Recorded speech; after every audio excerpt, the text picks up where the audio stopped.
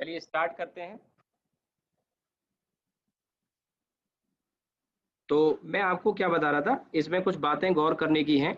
देखिए, सबसे पहली चीज जो यहाँ ध्यान देने की है कि कोप्लेनर वेक्टर होना जरूरी है। जो ज्यादातर केस में आपके सामने सिचुएशन आएगी, आप देख लेंगे, वो क्वेश्चन में सब लिखा होता है। इक्वल मैग्नीट्यूड का होना जरूरी है जितने भी वेक्टर हैं।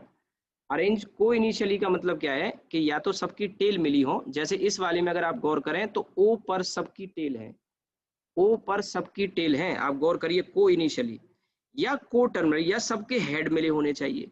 को टर्मिनली का मतलब बताया था हेड मिले हो, या को इनिशियली का मतलब टेल मिले हो।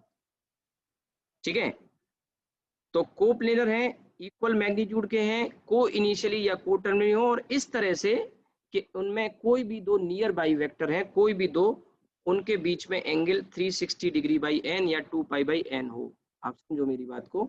ठीक है, 360 डिग्री बाई एन या 2 पाई बाई एन होना चाहिए, होना चाहिए। तो उनका जो रिजल्टेंट होता है, तो उनका जो रिजल्टेंट होता है वो जीरो होता है। ये बात हमेशा के लिए ट्रू है। अब आपके मन में एक सवाल आ रहा होगा, इसी तरह से अब यहाँ पे जैसे आपने कहा सर 72 आपने कैसे बता दिया, वैसे तो आप भी बता सकते थे 360 में 5 एंगल, 360 को 5 पार्ट में डिवाइड करना है, तो 360 डिग्री बाई 5 करोगे 72 आ जाएगा। अब आपके मन में कुछ सवाल आ रहे होंगे, सर क्या इसको हम प्रूव कर सकते हैं? हाँ, मैंने कहा कितने भी वेक्टर के लिए ले लो, आप इसको बिल्कुल प्रूव कर सकते हो। मैं एक दो एग्जांपल देके बताता हूँ, it's a well proven fact, किताबों में नहीं लिखा होता। और मैं आपको बताऊंगा कैसा क्वेश्चन आपको किताबों में मिलेगा, क्वेश्चन कैसा मिलेगा, लेकिन अगली बार पढ़ के कर लोगे आप इसको। पहले इसका प्रूफ देखो। आप शुरुआत करो दो वेक्टर से, दो वेक्टर से, तो दो वेक्टर कोप्लेनर, ठीक है, दो वेक्टर कोप्लेनर, ठीक है, इक्वल मैग्नीट्यूड के, और ऐसे लगे हैं कि टेल टेल या हेड हेड। और आप मुझे बताओ कि 2 पाई बाई एन में एन की वैल्यू 2 रखेंगे तो पाई आ जाएगा एंगल, यानी 180 डिग्री आ जाएगा। यानी दो वेक्टर 180 के एंगल पे हों और इक्वल मैग्नीट्यूड के हों, इक्वल मैग्नीट्यूड के 180 का एंगल हो गया। तो कैंसिल होंगे कि नहीं होंगे भैया? कैंसिल होंगे। अब तीन को थोड़ी देर रुक जाओ, चार का देखो पहले, चार का। चार वेक्टर इक्वल मैग्नीट्यूड के कोप्लेनर होंगे तो चार के बीच में एंगल कितना आएगा? पाई बाई 2, यानी कि 90 डिग्री। चार वेक्टर जरा 90 पे लगाओ, तो चार वेक्टर 90 पे लगाओ। ये चार वेक्टर 90 पर है कि नहीं है? और चारों वेक्टर 90 पर, 90 90 90 इक्वल मैग्नीट्यूड के, तो ये इसे कैंसिल कर देगा, ये इसे कैंसिल कर देगा। तो रिजल्टेंट क्या हो गया? जीरो हो गया। अब पांच का मैंने बोला है, पर पांच का थोड़ा टफ होगा प्रूव करना, लेकिन कितने भी वेक्टर हो उनके लिए वैलिड है। छह का आसानी से प्रूव कर लोगे। छह में क्या आएगा? 360 डिग्री बाई 6 करोगे, यानी 60 डिग्री। जानते हो कैसे आएंगे?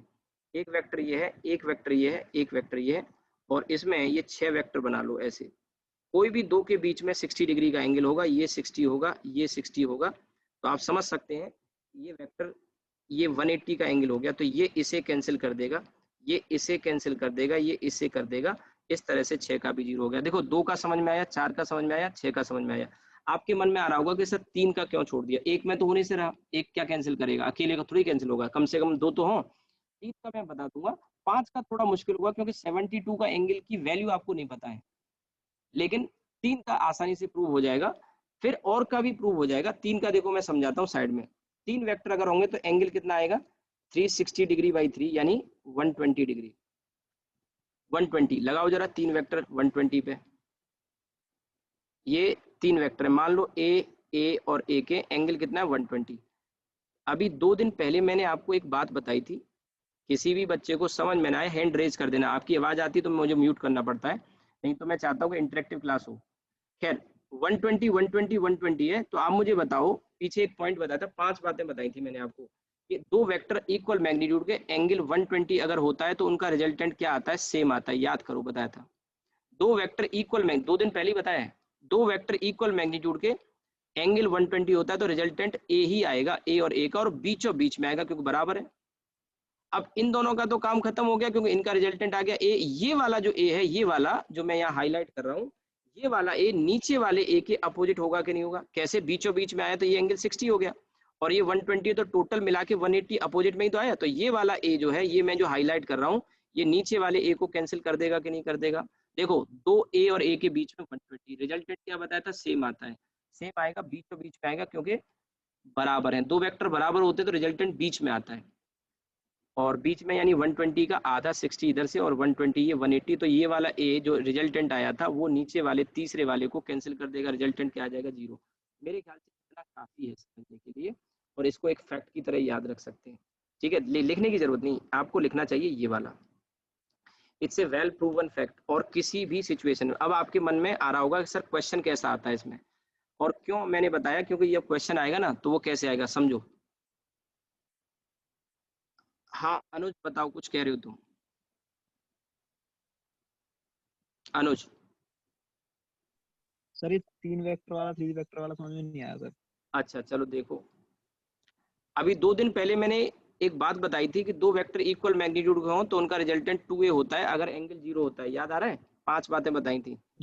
√3a जी जी। होता है अगर एंगल 60 होता है, √2a होता है अगर एंगल 90 होता है, और a होता है अगर 120 होता है, याद आया, और यस 0 सर। होता है अगर 180 होता है। 5 बातें मैंने कही थी। तो देखो मैंने क्या कहा, 3 वेक्टर हैं, 3 में से एक ये और एक इसको ले लो, पहले इन दोनों को ले लो, इनका रिजल्टेंट a आएगा, ये बात मानते हो। Yes sir.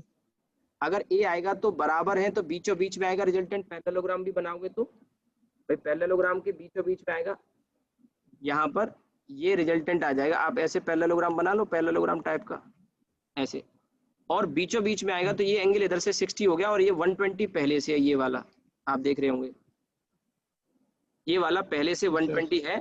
तो अब ये जो एंगल आया ये 180 आ गया कि नहीं आ गया, देखो इसका काम खत्म, यस इसका सर काम खत्म, इनका रिजल्टेंट ए आ चुका है। ये वाला जो ए है ना, जो अब हमें रिजल्टेंट के रूप में मिला, ये मैं हाईलाइट कर रहा हूँ, ये वाला, ये वाला, ये जो नीचे वाला है ना, ये वाला रेड वाला ए, ये वाला, ये वाला इसके अपोजिट में है कि नहीं है, यस सर। तो ये और ये भी कैंसिल हो जाएंगे कि नहीं। कैंसिल हो यस सर। देखो ऐसे समझो, ये जी 1 नंबर का वेक्टर, ये 2 नंबर का वेक्टर, और ये 3 नंबर का वेक्टर। अब 1 और 2 का रिजल्टेंट आ गया ये वाला 4 नंबर का, तो 1 और 2 का तो काम ही खत्म हो गया ना, उनका रिजल्टेंट आ गया। रिजल्टेंट का मतलब दोनों की जगह एक सिंगल वेक्टर आ गया 4 नंबर का, 1 और 2 का काम खत्म। ये जो 4 नंबर वाला है वो 3 के अपोजिट में दिख रहा है तुमको, यस सर। Opposite to. तो कैंसिल हो गया, बस आ गया सर, बराबर आ है गया ना। सर। ठीक है, अब आप इस बात को यहाँ पे ध्यान रखेंगे, इसको याद रखेंगे, वो सब लिखने की जरूरत नहीं, ये लिखने की जरूरत है, इसीलिए मैंने दिखाया नहीं, यही बात बताई थी मैंने आपको। अब देखिए क्वेश्चन आपको किताबों में कैसा मिलेगा, कॉन्सेप्ट नहीं मिलेगा, क्वेश्चन मिलेगा, और मैं जो आपको बता रहा हूँ इस तरह से आप क्वेश्चन को डायरेक्ट सॉल्व कर पाओगे बिना कुछ किए। क्वेश्चन कैसे मिलेगा, देखो वहां लिखा होगा, सुन लो मेरी बात को, लिखना मत, लिखा होगा 100 coplanar vector, 100 coplanar vector of equal magnitude, सुनना मेरी बात को, 100 coplanar vector of equal magnitude are arranged co-initially such that angle between any two adjacent vector is pi upon 50, then their resultant is, यही सवाल मिलेगा किताबों में, बता दूं पैकेज वैकेज में, और तुरंत गोली मार देना, मतलब सॉल्व कर देना, बोल्ड कर देना, मतलब गोली, मतलब ऐसी खतरनाक बात नहीं करनी चाहिए। खैर, 100 co-planar vector all of equal magnitude are arranged co-initially such that angle between any two adjacent vector, आधे बच्चे तो 100 कोप्लेनर सुन के बेहोश हो जाएंगे, बोले 100 वेक्टर, 100 वेक्टर कैसे कर पाएंगे, यहाँ 2-3 ही मुश्किल हो जाता है। आपने क्वेश्चन पढ़ा ही नहीं फिर इसका मतलब, और क्वेश्चन पढ़ा तो आपको आता नहीं होगा। अब आ गया 100, क्या मैं कह रहा हूँ 200 हो जाए। 100 coplanar vector all of equal magnitude are arranged co-initially such that angle between any two adjacent vector is pi upon 50, then their resultant is, then their resultant is, option दिए होंगे बहुत सारे अजीब से, आपको कौन सा ऑप्शन ढूंढना है, कौन सा, जीरो वाला, बस टिक कर देना बिना कुछ सोचे। अब आपने कहा सर पाई अपॉन 50 नहीं समझ में आया, क्या लिखा है यहाँ देखो, 2 पाई बाई एन है ना, तो 2 पाई बाई 100 करोगे तो कितना आ जाएगा, पाई बाई 50 आ जाएगा कि नहीं आ जाएगा, पाई बाई 50 आ जाएगा कि नहीं आ जाएगा। अब अगर 100 क्या, 150 क्या, 200 क्या, कितने भी हो जाए, आप मेन आइडिया को समझोगे तो क्वेश्चन को केवल पढ़ोगे और तुरंत क्लिक कर जाएगा, हाँ सर ने क्लास में कुछ ऐसा बताया था, अच्छा इसका आंसर तो 0 होगा, और ऑप्शन भी वहां दे दिया होगा, फटाफट से टिक करो, सॉल्व नहीं करोगे। आधे से ज्यादा बच्चे वहां पे बेहोश हो जाएंगे 100 सुन के, बोले अरे बड़ा टफ सवाल आया था, 100 कोप्लेनर वेक्टर, यहाँ तो 3 का 4 का ही मुश्किल पड़ जाता, 100 का पूछ दिया। एक्चुअली ऐसे क्वेश्चन को करने की ये ट्रिक होती है, और ये ट्रिक ही तो आपको समझनी है, ये ट्रिक्स ही आपको समझने की जरूरत है। ठीक है, तो ये आपका पॉलीगॉन लॉ का पार्ट मैंने कवर किया, काफी अच्छे से कवर किया है। इसके बाद मैं बता रहा हूँ आपको, जो पॉइंट लिखा है ना, इन पॉइंट को बीच बीच में रिवाइज करते रहना। क्वेश्चन नहीं, पॉइंट याद करने हैं बस, क्वेश्चन नहीं। क्वेश्चन तो हो जाएंगे, अगर पॉइंट आपके माइंड में रहे ना, क्वेश्चन हो जाएंगे। पॉलीगॉन लॉ को कल मैंने पढ़ाया था थोड़ा सा, आज पूरा पॉलीगॉन लॉ में 2-3 बातें जो बताई हैं, इनको जरूर ध्यान रखो। नोट्स मैंने पहले से कहा है, अगर नोट्स नहीं बना रहे तो पढ़ना बेकार है आपका, बेकार है। मैं कहता हूँ नोट्स से, चाहे आईआईटी की तैयारी कर रहे हो, मेडिकल की तैयारी कर रहे हो, नोट्स बनाइए प्रॉपर। और आप केवल कहानी सुनने नहीं आए, ये कोई कोई वैसी क्लास नहीं है कि आप कोई इंग्लिश की क्लास नहीं है कि आप स्टोरी सुन के और चले गए। फिजिक्स की क्लास है, आपको नोट्स प्रॉपर बनाने और उसके बाद पढ़ते रहो। देखो क्वेश्चन धड़ाधड़ निकलेंगे आपके। कोई भी पैकेज लगा लेना, एलएन का लगा लो, आकाश का लगा लो, अपनी कोई कोचिंग हो, इंडिविजुअल में किसी टीचर के असाइनमेंट हो, आपने पहले कहीं कोचिंग करी हो, कोई भी लगा लेना, क्वेश्चन निकलेंगे। हाँ, प्रैक्टिस की जरूरत है, आपको प्रैक्टिस की जरूरत है। चलिए अब आगे बढ़ते हैं। पॉलीगॉन लॉ यहाँ पे हो गया, सबट्रैक्शन हो गया, एडिशन हो गया, ट्रायंगल लॉ हो गया, पैरेललोग्राम लॉ हो गया। इसके बाद हम डॉट क्रॉस प्रोडक्ट पर आते हैं, लेकिन उससे पहले एक चीज और जानना जरूरी है, वो है कंपोनेंट कैसे निकालते हैं। वैसे आपको आते होंगे कंपोनेंट वगैरह, पर मैं बताता हूँ उसमें भी थोड़ा सा कुछ चीजें जानने की। आज की क्लास कंपोनेंट बता के ही खत्म कर दूंगा मैं, ठीक है। तो कंपोनेंट निकालने को, कंपोनेंट निकालने को कुछ कह रहे हो कोई?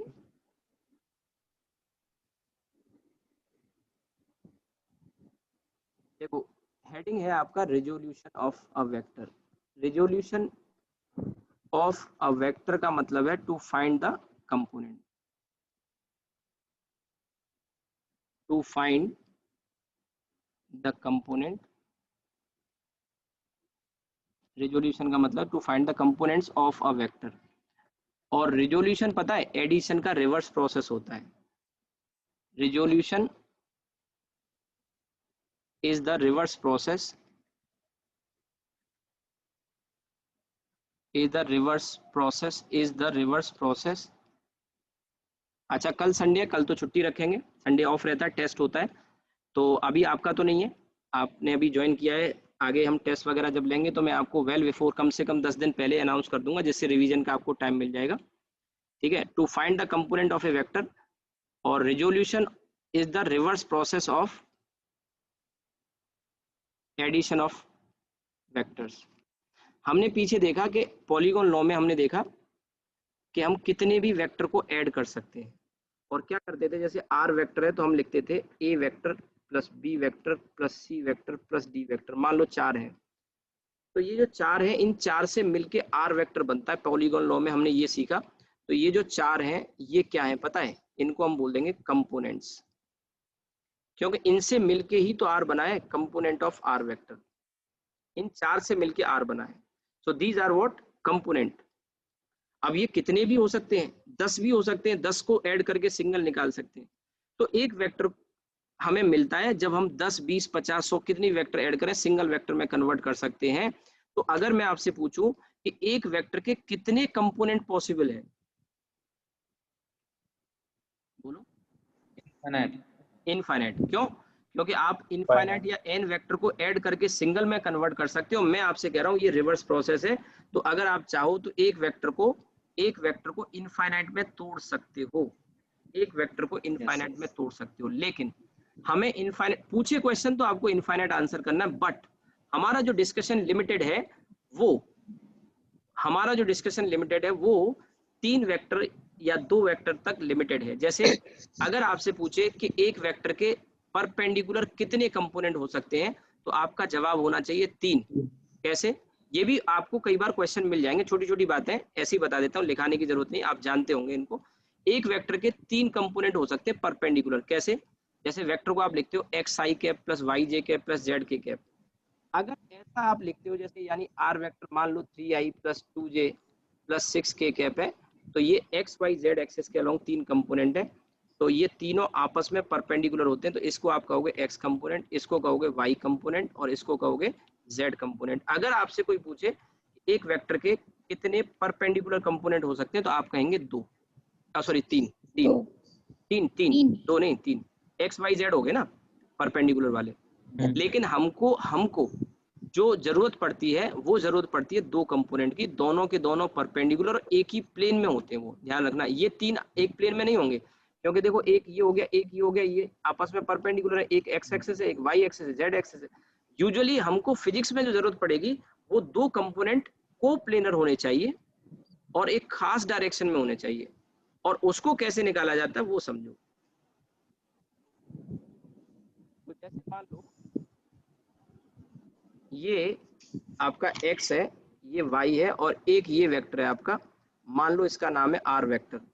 आप चाहो तो इसे P पॉइंट कह सकते हो, इसे O पॉइंट कह सकते हो। P के कोऑर्डिनेट x, y है। तो कल ही बताया था OP वेक्टर को अगर हमें लिखना हो तो हम कैसे लिख सकते हैं, बताओगे जरा?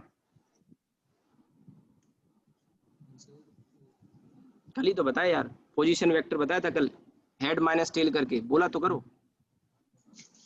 एक्स आई cap plus y j cap. X आई cap plus y j cap. अच्छा, इसे आप चाहो तो आर वेक्टर भी कह सकते हो, ओपी वेक्टर का ही दूसरा नाम आर वेक्टर है। सो ये this is what, this is X component and this is what, Y component. मैंने आपको कहा कि हमें एक वेक्टर की जो जरूरत पड़ेगी फिजिक्स में, तीन कंपोनेंट की जरूरत नहीं पड़ेगी, दो की पड़ेगी, जहाँ क्वेश्चन वगैरह को सॉल्व करेंगे। और वो कंपोनेंट जो यूजुअली हम निकालते हैं वो ऐसे किसी डायरेक्शन में दिया होगा, ये एंगल थीटा। तो आप जब इसको कैलकुलेट करोगे तो ये वैल्यू क्या है आपकी, एक्स ही तो है, और ये वाली क्या है, वाई ही तो है।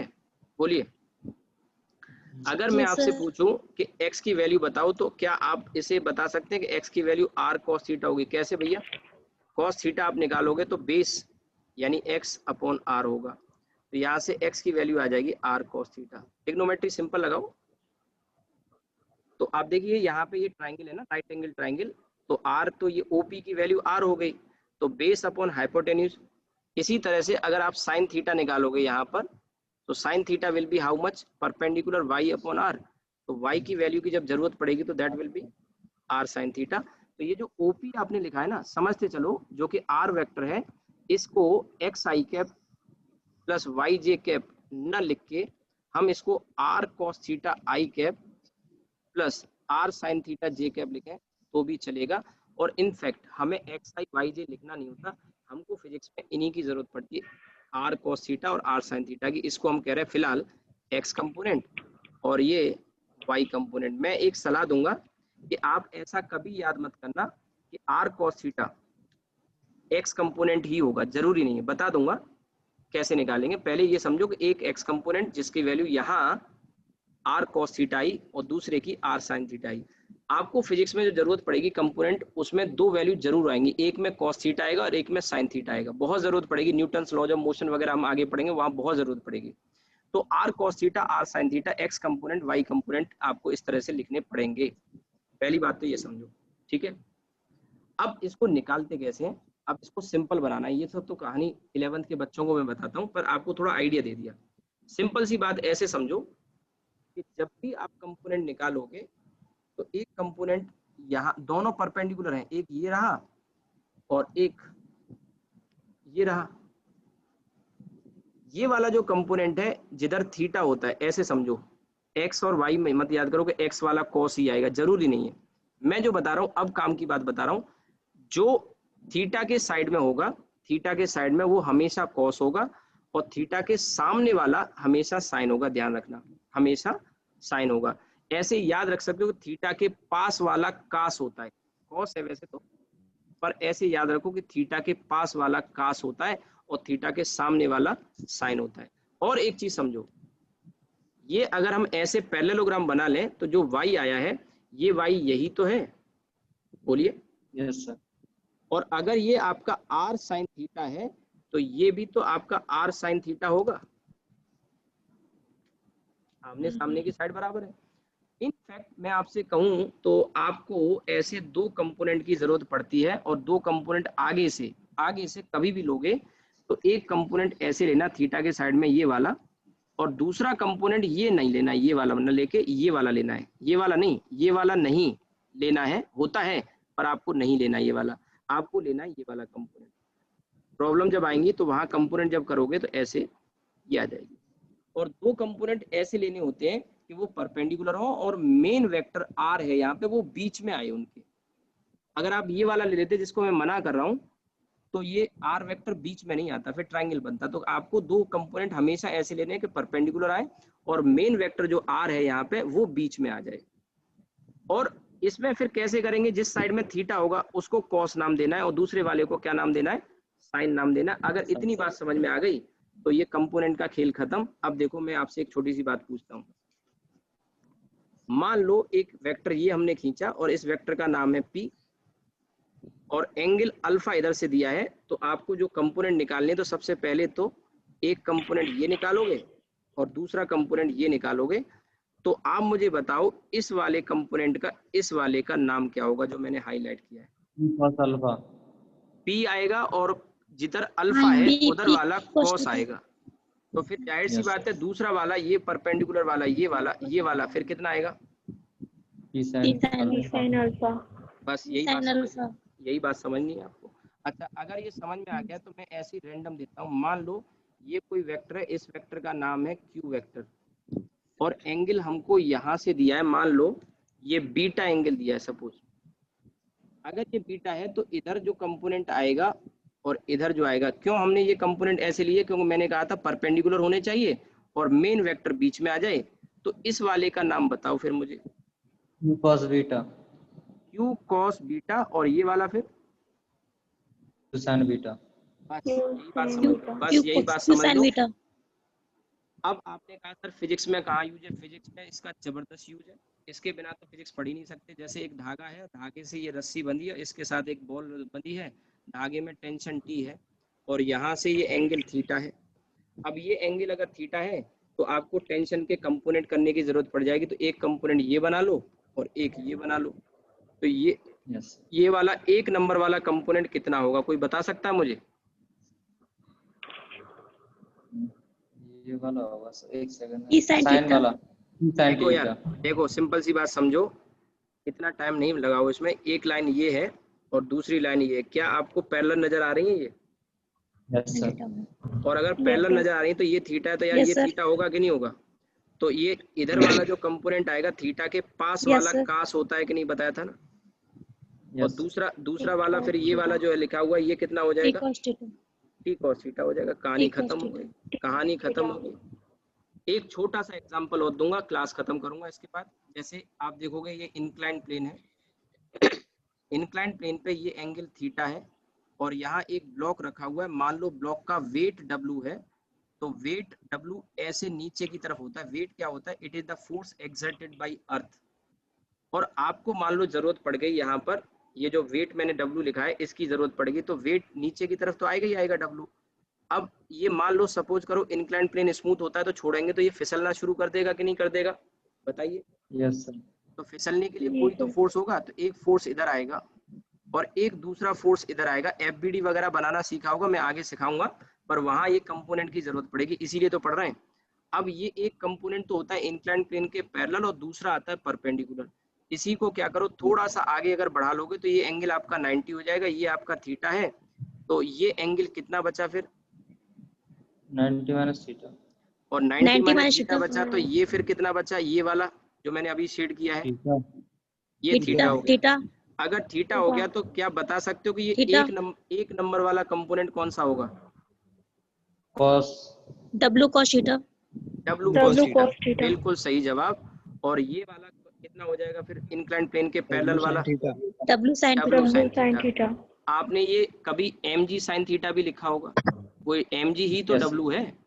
तो ये कंपोनेंट की अक्सर जरूरत पड़ेगी। और मैं बता दूं आपको, इंक्लाइन प्लेन के क्वेश्चन में तो इतनी जरूरत पड़ेगी, आप बिना सोचे हमेशा ध्यान रखना। अगर ये नीचे वाला एंगल थीटा है, देखो नीचे वाला कह रहा हूँ, ये वाला, ये ऊपर वाला भी कभी कभी देगा, ये वाला भी थीटा दे देता है। अगर ऊपर वाला है तो फिर कहानी बदल जाएगी, लेकिन मैं नीचे वाले की बता रहा हूँ। 100 सवाल अगर इंक्लाइन प्लेन के होंगे तो 100 में से 98 क्वेश्चन में ये नीचे का एंगल थीटा देगा।